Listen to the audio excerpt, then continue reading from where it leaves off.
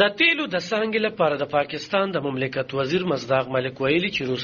روس پریکړه کړې ده چې پاکستان ته به خام تیل، پټرول او ډیزل په ارزانه بیه ورکوي. مصداق ملک 13 هفته د روس سفر کړی و ترڅو چې د هیواد چارواکو سره د تیلو او ګیز د ترلاسه کولو په ګډون په نورو مسایلو خبرې وکړي. څېړونکي د روس لخوا پاکستان ته د تیلو ورکړه دا په داسې حال کې ممکنه ګرځوي چې روس دا وخت په جنگ کې دی او د امریکای او اروپایي هیوادونو سره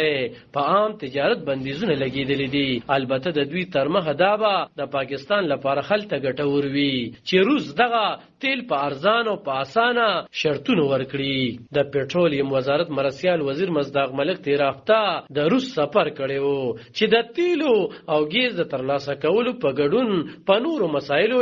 خبرې وکړي. 13 ورځ اسلام آباد کې مطبوعاتو سره خبرو کې د مملکت وزیر مصداق ملک ویل چې روس پریکړه کړې ده چې موږ ته به هم تیل په نړۍ کې د ورکړل شوي رعایت سره مساوي یا تر دې هم په لوړ رعایت راکوي. هغه زیاته کړې چې د هامو تیلو ترڅنګ به روسیه پاکستان ته په ټیټه بیه پټرول او ډیزل هم ورکوي. د 13 نومبر په میاشت کې د خزانه وزیر ساغډار ویلي وو چې هیواد یې په داسې حال کې له روس څخه پریاتي نرخونو د تیلو په اغستو غور کوي چې گاونډي هیواد خل له ماسکو څخه تیل اخلي او اسلام آباد هم حق لري چې په دې برخه کې خاصه وکړي. د پاکستان پخوانی سفارتکار اسف دورانی وایي چې دا یو تجارتي لوزنامه ده او امریکا هم ویلي چې نړۍ د روس څخه تیل اغستی شي. البته پاکستان ته د روس تیل هغه وخت ګټه ورکول شي کو چې دا تیل څنګه چې حکومت وایي چې پټیټه بیه وي ولې چې پاکستان د سعودي عرب او عرب اماراتو څخه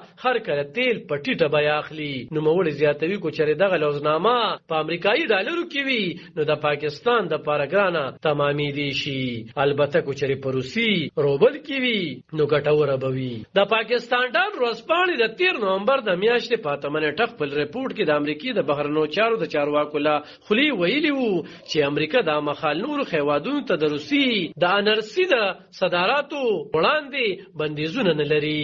او هر هیواد خپل د ضرورتونو ترمه پریکړه کولی شي. د پټرولیم وزیر مملکت مصداق ملک دا هم ویل چې له روس څخه د ال ان جی د ترلاسه کولو لپاره هم خبرې پیل شوي او په دې اړه د پاکستانی کمپنو سره خبرو د پاره به د روس یو ډله د پاکستان سفر وکړي. د مصداق ملک ترمه ایران هم پریکړه کړې چې پاکستان ته د 2 میلیونو پونډو په ارزښت اضافي ال پی جی ورکړي او په دې اړه لګاونډي خیوات سره خبرې اترې بشپړې شوې دي چې په راتلونکو 10 ورځو کې به دغه ګیس پاکستان ته ورسیږي. علب خان شیرپو دلبر نیوز 400